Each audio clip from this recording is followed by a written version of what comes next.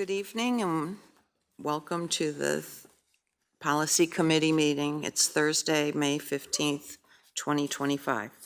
First item on the agenda is public comment at board meetings. And basically, the only change or changes,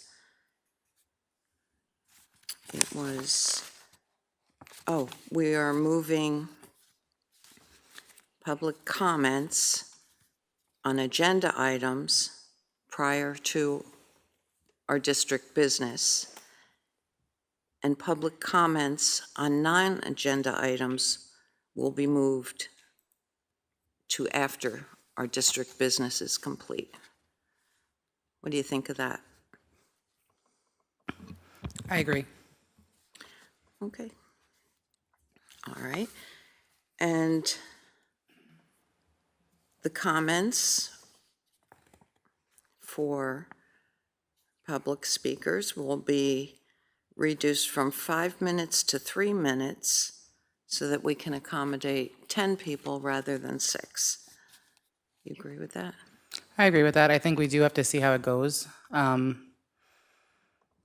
do think that it is courteous to make it 3 so we can have more people. Yeah. 'Cause I think we've come into that problem over the last few meetings, so I agree with that.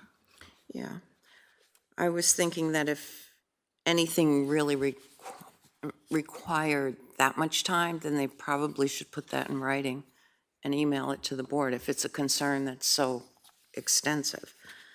Okay, and, Sorry. yeah, go ahead. Can Mr. Shaw attest to what the actual law is with public comment at meetings? Because I think some people think that we have to have public comment, but we really don't, do we? Right, No, only at public hearings, like on the budget and on the code of conduct, but a regular business meeting, having public comments on either agenda or non-agenda items is optional. what do you find in other districts, Mr. Shaw? I mean, you know, 3 minutes is pretty common. I've seen 5 minutes occasionally. okay. All right. And then the other change is before you could not speak of district personnel, but now the only thing that you cannot speak about are students, except if a parent or guardian is discussing their own child, their own student.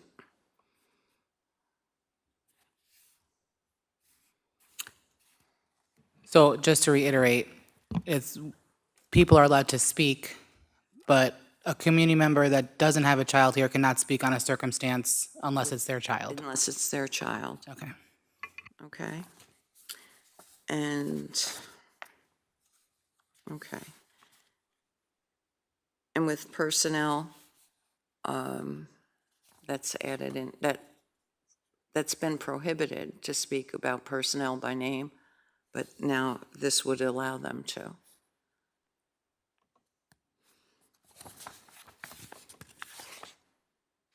What is the consequence if they violate this on the floor?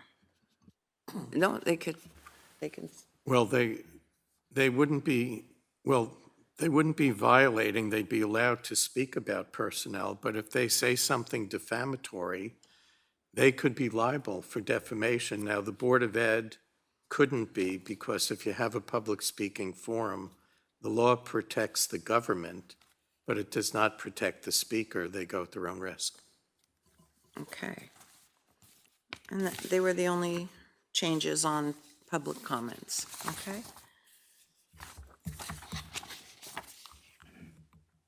Oh, okay, no, one more change. Once, All speakers, okay, it says obscene language, defamatory statements that are known to be false are not allowed. We're adding in that are known to be false. okay, I'd like to make a motion to put this to the board, full board for a first read. Okay, I'll second. So, roll call? Yes. Yes. And we'll put that forward for a vote, or discussion and a vote. So this, at the next board meeting, this is going to be the next regular board meeting, this is going to be a first read and adopt? Right. Is that what you're trying to do? Yes, okay. Understood.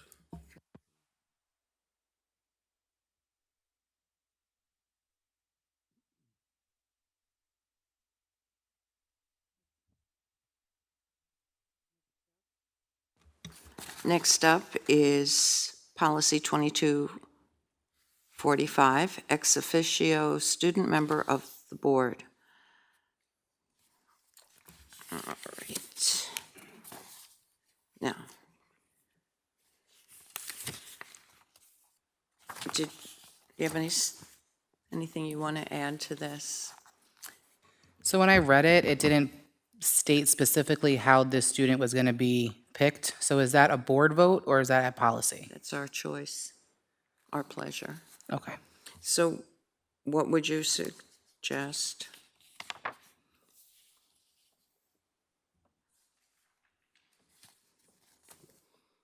So point of order, so you have to pick one of those that select one of the following that has the highlights.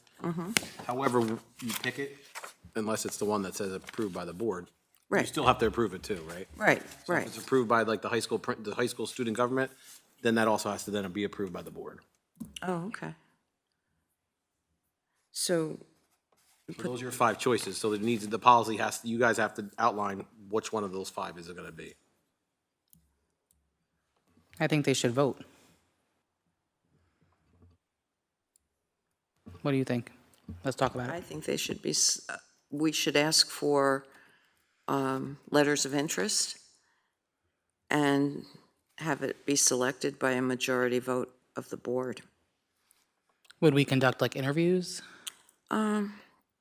We could. We sure could.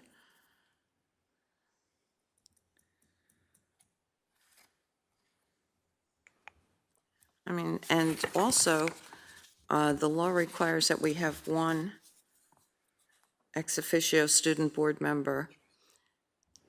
So, and I think 3 is excessive. So I personally think it should be choice 2. I think the student government should pick who comes to join us. That's just my opinion. Okay, well, all right, so we can put it forward for a first read to the full board And discussion. and in discussion, see what they want to do with that. When is this due by? July 1st, the law goes into effect. It would be good to adopt the policy and then have the process start in May and June. Oh, thank you. Okay, So this is just a first read and discussion? yes.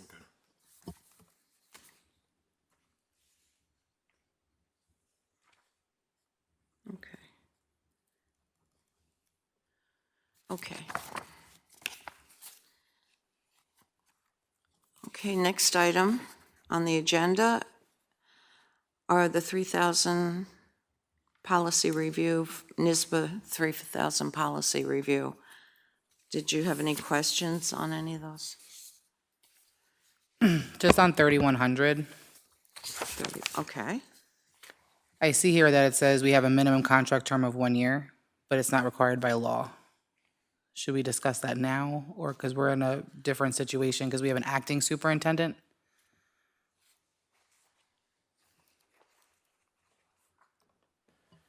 The superintendent, if there is to be a contract, and usually there is, it must be between 1 and 5 years.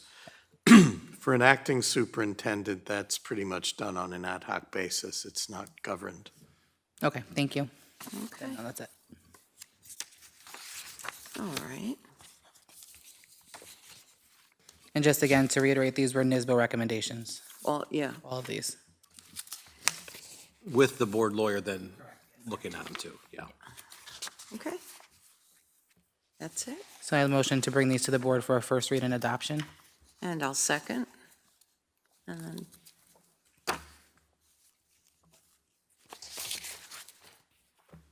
we have to vote on that? All yes? Yes. So I have first read and adopt for public comment, just a first read and discussion for the student board member, and then all these NISBA policies, you have first read and adopt. Yes. Okay. Motion to adjourn? Second, roll call. Yes. Yes. Aye.